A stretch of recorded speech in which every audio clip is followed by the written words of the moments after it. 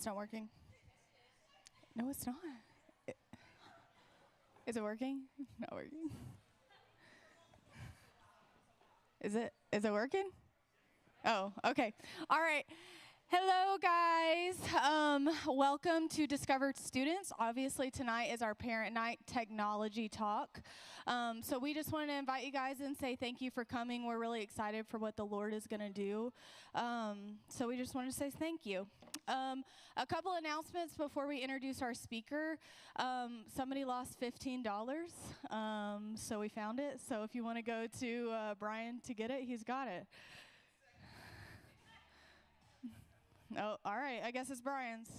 Okay. And then the other announcement is tomorrow morning starts our high school girls Bible study. So if you are in 9th grade or above, we are starting a Bible study tomorrow morning before school at Crabtree at 6:30 to 7:45. And we will help provide rides to school as well. So whether that's hitching a ride with somebody to the high school or me or Anna are available to help with that as well. Alrighty, so I am going to introduce our speaker for the night. Her name is Deidre Breeden. She is a wife, a mom of 3, a licensed professional counselor. Where she owns Kaleo Counseling, which is a Christian counseling center. She is a member of our school board. She runs a ministry called Heart for Families, and she teaches at Cowie Dance School, where my youngest has the privilege of being in her class. And if you don't know Deidre, she has such a heart for the Lord. It's kind of cool to see how this whole thing came about. I actually see Deidre for counseling every other week, and I have for about 3 years now, and she has just been such an answer to prayer for me. She's led me through a lot of things just closer to the foot of Jesus, and so that's exactly what tonight stemmed from. I was talking to her, and I was just saying how I hate how sometimes I just let my phone have such a hold on me, and I was like, if I'm honest, I just feel addicted to it. And she went into this whole spiel about how through a biblical perspective, but also through a mental health perspective, like phones can basically ruin us. And I was like, I want to throw this thing in the river. Like, I'm done with this. And so I came home and I was telling Brian about it. I was like, these teenagers have to hear this. And we wanted to invite you parents to partner alongside of us so that we can, in a godly way, lead our kids to have healthy habits with technology, because it is a part of our world today. So I am honored to invite her to come up here with us if you guys want to welcome her.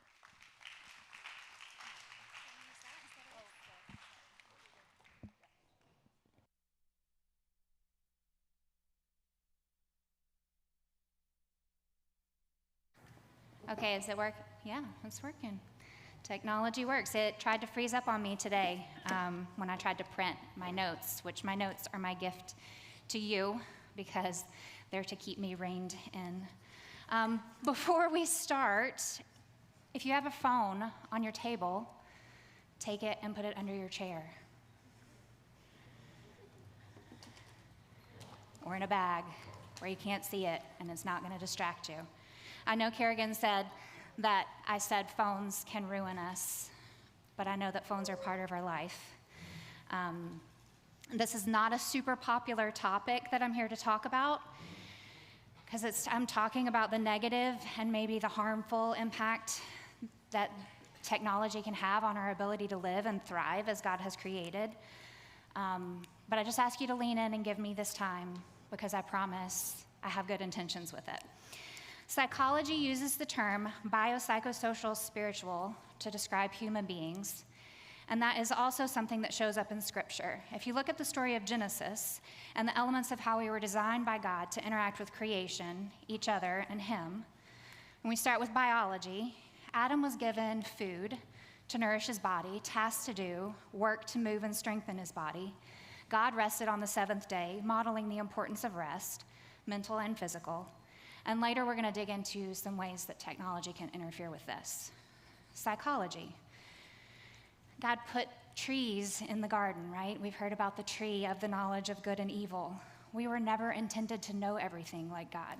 He gave us limits for our protection. And technology, particularly these phones, directly opposes this, giving us rapid, easy access to anything our hearts or minds desire.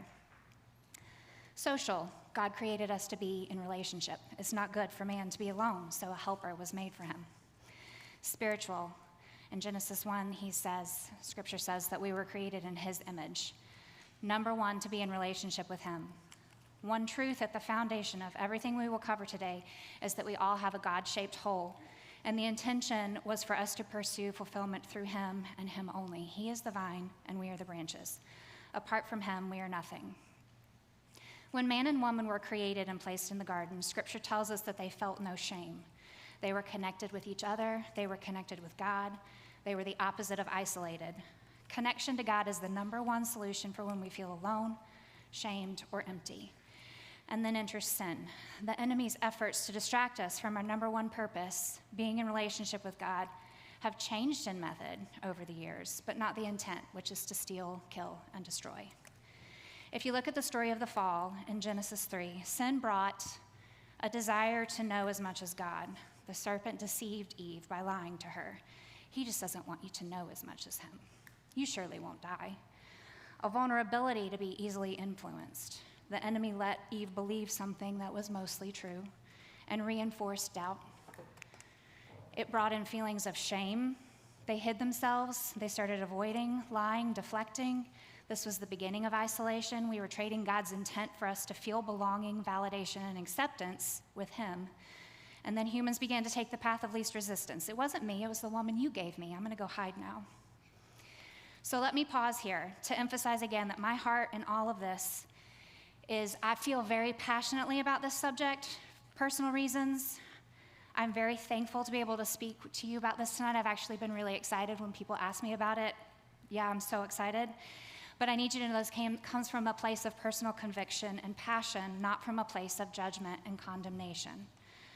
I know that the world has forever changed, and technology will always be something that we have from this point forward. What I'm hoping is that tonight will help you remember this as a tool for us to enrich different parts of our functioning in life, not something that uses us. And teens, students, I know this is a topic that goes against what everything in the world today tells you that we should do, what everyone around you is doing. But please remember, we are to be in the world, but not of the world. So again, listen knowing that my heart is to support and encourage you, children and parents alike, but also to present truth, which can sometimes sting a little and make us a little uncomfortable. And another truth I can emphasize tonight is that discomfort is not something we actually need to avoid at all costs. Discomfort is actually the precursor to growth and something that we should not fear when we have God in our sights. As believers, we can find unity and strength in being set apart because that's part of his design. So the things I'm going to share to help you understand why this is important and the suggestions I make are to encourage radical transformation in your personal lives, because I know good and well we simply can't avoid technology altogether, although sometimes I do want to throw it in the river as well. Avoidance isn't healthy. We're called to embrace challenges in this life and use them to let us become like Christ, and this subject is no different. We can be technologically savvy Christ followers. So back to creation, the biopsychosocial spiritual. All of this rapid progression of technology was really exciting and innovative to start. But it has begun to contribute to, and in some instances, is believed to be the cause of some severe deficits for humans that directly attack how we were created to live. So if we start with biology, the prevalence of digital devices have unarguably impacted our biological wellness. Just to scratch the surface of this, overuse and time on your phones takes time from somewhere. So where does that come from? Well, the first thing is sleep that often gets sacrificed. We decide to reward ourselves with some scrolling late at night and relax, and before we know it, it's midnight. One more game with my online friends turns out to be 5 and it's 2 a.m. If I'm in school, I'm sleep deprived. I perform poorly in after-school tasks. I start to feel frustrated, discouraged, overwhelmed. I procrastinate. I turn to something that gives me a sense of relief, the reels, the games, and the cycle continues. So for teens, you need a minimum of 8 to 9 hours of sleep a night. 10 would be great. To function well. Raise your hand if you get that. Okay, that's good. One of your challenges to discuss later is how to protect sleep habits. So think about how many hours you get now, and honestly ask yourself, how would that change if you gave up screen time after 9 p.m., after 10 p.m.? It impacts our diet, our exercise, our stress levels in the same way. It even keeps us from being outside. We don't get the sunlight, the vitamins that we need. I'm gonna go just a little bit deeper and go into some brain development. Teens, just bear with me, okay? Our brains have different parts that do different things. Our amygdalas handle the emotions, our hippocampus stores the memories, our prefrontal cortex fuels our logical reasoning. And good news, our brains never stop developing over our lifespan. There are times that development occurs faster and with greater ease than others, like birth to 2 years, rapid brain development. By the time we're 5 years old, our brains are 90% of the size that they're going to be. But our brain continues developing into our mid to late 20s. And so what does that mean? Brain development involves pruning. You've probably heard neurons that fire together, wire together. Those connections are formed by experiences and exposure. Those with a reward element attached are especially powerful. So repeated exposures and experience create those automatic pathways. We develop habits. Like Kerrigan said, I teach dance. The exercises that we repeat over and over, we're developing that muscle memory. Those are those neural connections formed from that repeated exposure. Development also includes myelination. So there's this insulating stuff that comes over all of these connections and helps them deeper and stronger. And when we're speaking of wiring or rewiring the brain, we're talking about these connections formed by repeated exposure to different things. The speed these connections are formed happens really fast early on. You see that in the first 2 years of life with their talking and walking and so forth. In middle childhood, that speed slows down a little bit, but then it picks up again in pre-adolescence, 9 to 11 years, and it lasts into adolescence. Brain development occurs in different areas. This is important, or functions at different rates as well. So the ability to form reward cycles develops very early on. A baby cries, mom comes, I get soothed, dopamine comes, that reward cycle starts to form. Dopamine is one of those pleasure messenger chemicals in the brain. When you have an experience that offers reward following behavior, mom comes when you cry and you get snuggles, that dopamine is released. Those reward cycles can be developed for a lot of things. I feel lonely, I put a social media post up, get dozens of compliments, dopamine released, I feel better. Addiction occurs when our brains come to rely heavily on those substances or actions for the dopamine, and we get overstimulated reward cycles and start to require more and more of the substance or the action that's linked to the dopamine. Otherwise, we get into a dopamine deficit, which feels really uncomfortable, and we start to have those withdrawal symptoms. I'm trying to study for a biology test, which is the opposite of fun, and I'm not feeling pleasure. Ding, Snapchat, notification, oh, dopamine, just for a few minutes. Hours later, I never even studied, even though I really meant to. It seems to have so much power over us, but that's that reward cycle. While our brains develop early in the emotion centers and pleasure centers, the development in our prefrontal cortex is not complete until our mid to late 20s. The prefrontal cortex is the part that's responsible for impulse control, complex and healthy decision-making, emotional regulation, risk assessment, all the good stuff we need to be wise. The part that allows us as humans to have limits on the, if it feels good, do it. Because honestly, that's pretty terrible advice, and the Bible tells us that. The heart can be deceptive. The teen brain is about 80% developed, with the emotion center sitting at the driver's seat. Our hippocampus has stored information to remember later, and our prefrontal cortex tells us what to do with it. But when that's still developing, you see how we can have some challenges? And another thing that's important to note for adolescents, before the prefrontal cortex is fully developed, stressors literally feel heavier, bigger, and more overwhelming than they would feel if their prefrontal cortex was fully developed, because that's how their world is led. Adolescence feels hard because it is, for students and parents. But remember, hard is part of life, something to embrace. This part of brain development is crucial, and God uses the challenges of this season to grow us into more Christ-like people. We have to fight against that urge to follow the path of least resistance and continue to run the race of developing our brains well. And for that to be something we develop out of, we have the opportunity to develop healthy impulse control, emotional regulation, risk assessment. We have to have exposure to certain things that allow us to do that. Our brain connections are formed with experience, not information. We can be okay, that's part of God's design, and we can trust it, but we need to slow down, take in feedback from people that we trust to guide our experiences. But the battle with these phones, They keep us moving fast, unfocused, and connected with questionable influences. That's really difficult for families to navigate. Parents, look at your teens who physically look like an adult or close to it, and they view the problems through their adult lens, and then it becomes difficult to see things from our child's perspective because our perspective is telling us something different. And for our kids, it's hard to hear their parents' advice because of how strongly we feel, and the experiences are the foundation for our formation of our perspective, not information. It's so hard to take in what your parents tell you as truth because of this. It feels really hard because your brains are in that stage of development where you're more vulnerable to what you feel over the information or the truth that you receive. You just don't understand it, Mom. You're so out of date, Dad.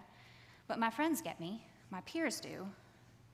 There's that drift towards isolation in the family system. Cue the virtual influence. Who are those friends? What exposures are you having? Are they grounded in what you know to be true, the Word of God? How many areas of your life does that influence impact? What versions of truth are you actually getting? So we move to psychology, our thoughts. Psychology teaches us that our thoughts impact our feelings, and our feelings motivate our behaviors. What we believe to be true is at the root of how we feel, and what gets our attention fuels what we believe. Scripture tells us that we are to take our thoughts captive and focus on what is good and lovely and pure and true. And our digital world adds an element to this battle of the mind that's really hard to tackle. It's always there, easy to access, and actually fights for our attention. If this feels like a never-ending struggle to stay on top of screen time, decrease social media use, limit scrolling, it's because it is. These companies, the phone manufacturers, the app developers, all of it are businesses, and they're out to make a profit, and it's a competition for our attention. So it's designed to be irresistible. All of the most desirable devices are in a competition to see what gets our attention first and how long they can keep it. Yesterday, I was talking to my husband about this event, and his watch went off. That led him to pick up his phone. He's talking to me. He's trying to stay engaged, but he's walking with his phone, and he's going to get the checkbook because the camper guy said he was coming to get the check for the thing that he did, and I was like, you just became part of my talk. Congratulations. But how many times throughout the day do we all have experiences like that? Lots of times we don't get on our phones to waste time on purpose, but because of the convenience of everything being on this one device that fits in our pocket, we can get sucked into a world of notifications, likes, and information that we were never really designed to have. Remember, we weren't created to have everything, to know everything, and have access to everything all at once. But technology sure does try to do that for us. We can have answers to any question we have in seconds. With the overdependence or overuse of digital devices, we're losing abilities that we once had. Handwriting, oral speaking. AI is already starting to create deficits in critical thinking skills, language development, ability to express ideas, participate in debate, create original ideas, because AI does it for us. This is the path of least resistance. What is good and easy is just a temporary fulfillment of needs that we have. What we're seeing that technology use actually does to our mental health can be quite scary. Mental and behavioral health diagnoses are greater than ever. Some may argue that the state of the world is enough to do that, but technology is not to blame or even strongly correlated, but there's data that suggests otherwise. Yes, there are a lot of scary things going on out there, but if you've ever read the Old Testament, you know scary things have happened since the beginning of recorded history. And actually, research shows that when bad things happen, like 9/11, Hurricane Helene, people actually rally together, unite over those common goals, and tend to report higher levels of motivation and a greater sense of purpose. But the rapid increase of our virtual or digital footprint moving into every area of life that we see is directly correlated with the increase in mental and behavioral health symptoms that we're seeing. In fact, some elements of this, like social media, appear to have data that supports it directly causes this increase. Analyzing years of data, children born after 2000 who entered pre-adolescence in that time of development, 2010 to 2015, when those handheld devices that we all love so much gained the capability of having social media apps on them, are the generation that reported higher levels of depression, anxiety, ADHD, body image issues, suicidality, self-harm, other diagnoses. It's only continued to increase since that point. Technology isn't bad, but you can see that too much of a good thing becomes harmful. And when our access to information, news, stimulation, because it's accessible on a handheld device, that's when the problem started. The tree of knowledge of good and evil now fits in our pocket. Next is the social aspect. What we believe to be true is largely influenced by what we're exposed to and experience, right? So with the shift to that virtual connection, we see a whole new layer of problems. Virtual connection emphasizes quantity over quality. We really like to get those likes and shares, a sense of validation, that reward cycle, acceptance, temporarily filling that God-shaped hole in our lives. But it's a connection that is void of genuine authenticity and void of quality. Technology has created social deprivation because screens are experience blockers for the types of experiences we need to have to develop well. Our brains are becoming wired to be constantly elsewhere. ADHD is on the rise, and why? I mean, we can't really wonder why, because we are not giving our brains a chance to learn how to focus. Some choose the comfort of being physically alone and interact only with those online because they can pick and choose what they're exposed to and pretty much limit exposure to anything uncomfortable. That can be satisfying. Again, it goes against how we were created to live, to be in relationship with others. Virtual connection can serve a purpose when used within limits, but when it goes completely unchecked, it becomes one of the biggest factors in promoting human isolation that there is. Without in-person, face-to-face interactions, we lose the ability to grow our emotional intelligence, read others' expressions, understand body language, can't converse well, can't listen to others, can't handle conflict. We can't learn how to navigate disappointment, repair relationships, which we need to develop satisfying friendships. Take some time and look around at people when you're out next. Notice how many people you see walking around with their face on their phone.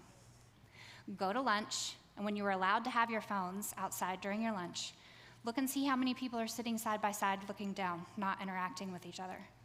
Go to a restaurant, people sitting at the table, looking at their phones, not talking. It's a widely accepted avenue for isolation. There's another point for the enemy. We see it's a problem when we stop and we look at why. Why is it that it's such an easy pattern to fall into if we're wired for connection? Well, it's that path of least resistance. We can temporarily get a sense of connection quickly and easily. I pull my phone out, open social media of choice, notifications, likes, comments, pull up a game, beat that next level, reward cycle, dopamine. It's the ease of use. I pull it out of my pocket, it sits right in my hands, it deepens those neural connections quickly because of the level of exposure. On average, teens spend 20 hours a week on social platforms. That's a part-time job. We, on average, as people, get 11 notifications an hour. The average person touches their phone 160 times a day. That's averages, not the heaviest users. Because women are typically more relationally oriented, social media has a greater impact on them. Comparison that our girls are exposed to went from airbrushed models in magazines before the internet to perfectly filtered pictures of people that they actually know constantly in their face.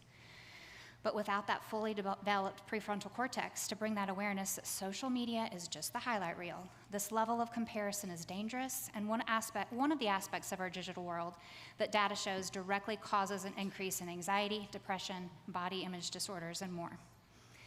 Males tend to be more impacted by the gaming aspect of our virtual worlds.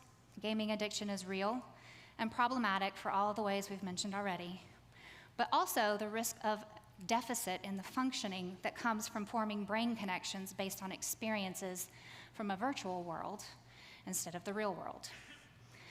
I can spend a long time digging into the dynamics of all of this, but I want to finish with the spiritual impact that this has had, because the shift towards isolation in our earthly relationships is concerning, but the distraction from the vertical relationship is what's most concerning. The ease of access to information, solutions, validation, and acceptance on our online world can quickly replace our dependence on our Creator. We seek first answers online instead of seeking first answers from the Bible. We find comfort in our online validation instead of comfort of our Father in heaven and who we are in Him. Major points for the enemy.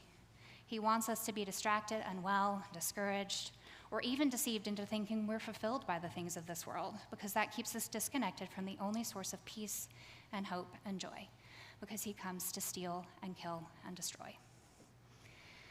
Now, this is a problem that is fortunately growing in awareness. Nationally, it's gaining recognition as an area that needs attention. On the state level in North Carolina, there's a greater push for better restrictions of non-academic technology use in the classroom. On the local level, as a member of your school board, please don't hate me, students, but I am a big advocate for the no-cell, bell-to-bell measures, and I will continue to speak for that in our schools. Colleges are recognizing the impact of this. My daughter, our oldest daughter, is a sophomore at Anderson University. She's majoring in psychology, and she told me that this year, after a summer of kind of revamping all of their syllabus and their curriculum, the entire behavioral sciences department decided that they were going tech-free. Now, AU issues iPads to every student that comes, but they're not allowed to use them. They have to take notes on paper. The professors are taking notes on the whiteboard. They're not even using PowerPoints. They're having in-person discussions because they were concerned with the data that supports how the learning and retention has declined because of our, I'm doing my work, but it comes this, it's distracting, and they're not taking it in. So they're doing their own experiment to measure the successes that this change may bring out. So where do you go from here? Okay, I'm gonna get positive now. We need to develop habits in all of these areas that can replace and safeguard against any dangers of technology. We can do that. Small groups of people committing to do things differently can have a powerful impact on any social dilemma. We've seen that in history. Start with small personal changes in your family, and watch the ripple effect grow. Remember, we're to be in the world and not of the world. So I challenge you to come together in small groups and as parents and take small steps, one at a time, sticking together and see how it impacts the community. If your youth group has 50 people and you all go out and you recruit one more person, your reach has already doubled, and it can just continue to grow. So tonight I want you to kind of take with your handouts that maybe you'll use in your small groups that some of the biopsychosocial spiritual model to set limits for yourself. Think about how you can protect your body, protecting your sleep. Keep your phone out of your bedroom. Go to Walmart and buy one of those old school alarm clocks because they're cheap and they work. Play, be outside whenever possible, and rest. Take advantage of digital Sabbaths. Use that rest to train your brain to slow down. Protect your mind. Set limits on notifications. Don't forget your smartwatches. Take them off if you need to. Set screen time limits. I would suggest if that's something that you're motivated to set a goal for yourself as a screen time limit, start with an hour before you intend to go to bed at night and see how that works for you. And see how that improves your sleep. And then when you get that one down, think about the first hour of your morning. Let's try to stay off devices as much as possible first hour of our morning. Work or study without your phone in the room. They did a study in a college, I don't remember exactly where, but they had 3 groups of people and they tested them on their ability to remember, their ability to concentrate, and their performance on tasks. And the differences in the 3 groups were one of them came in and their phone was allowed to be on their desk with them. They performed the poorest. The next one could have the phone in the room with them, but they had to be out of sight, under their chair or in their pocket. And the 3rd group that performed the best left their phone in a bag in another room and didn't even bring it in with them. Use paper and pencil whenever possible. I mean, my technology tried to not print my paper tonight, but I would have just we would have made it work. Protect your relationships. Pick in person over virtual. When I am on Facebook and I see it's someone's birthday, I try to reach out to them personally instead of just saying it on Facebook. Go to dinner with a friend, leave your phone in the car. See how that feels. Pick one day a week, make that maybe phone-free Friday to have lunch with your friends at school and do a Bible study or an accountability group or just something with no phone, even though you might be allowed to have it at lunch. And then protect your spiritual disciplines. Look up, not down. Use your physical Bible to read over your phone app whenever you can. Try to make the habit of giving your first attention in the morning to God and your last attention at night to God. And families, Get creative and have regular digital Sabbaths, family dinners with no phones, TVs, or screens, game nights with no devices allowed, go for a walk, no phones. Protect that free time that you have that's so rare these days, but protect it fiercely, unscheduled, unplanned, no devices. Go camping, that's super fun. No screens, just nature. Have phone-free sleepovers or hangouts with your friends. Just some ideas. So during your small groups, I want you to take some time to come up with ideas of your own and commit to one that you will work on this week. Share that with your small group and ask someone to check in with you. Find ways to take things old school whenever you can. Pen and paper isn't so bad. Assess honestly the times that you tend to be over-reliant on devices. When are you just mindlessly scrolling or picking it up out of habit? List those out for yourself and use those to guide the goals you set. Find ways that it has the sneakiest hold on you and start there. The key to successful changes is setting small, workable goals and being willing to make adjustments as needed. If the first challenge you try doesn't work, try it a different way. But before we break, let me remind you, students, I know it is super hard growing up in today's world, harder than ever. And what I spoke about tonight was meant to be eye-opening and helpful and encouraging, not discouraging.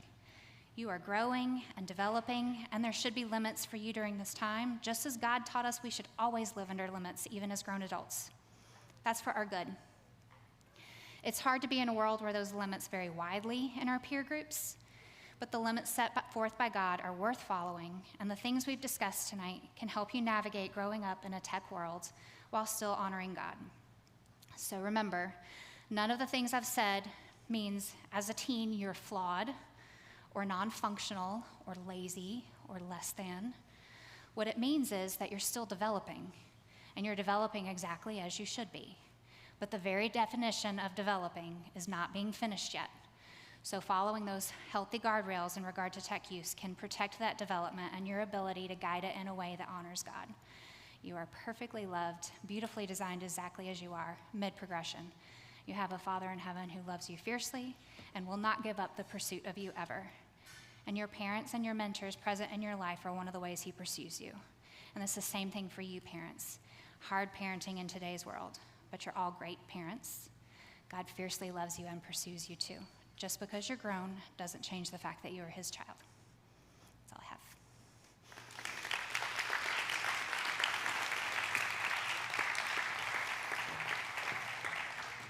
Thank you, Deidre.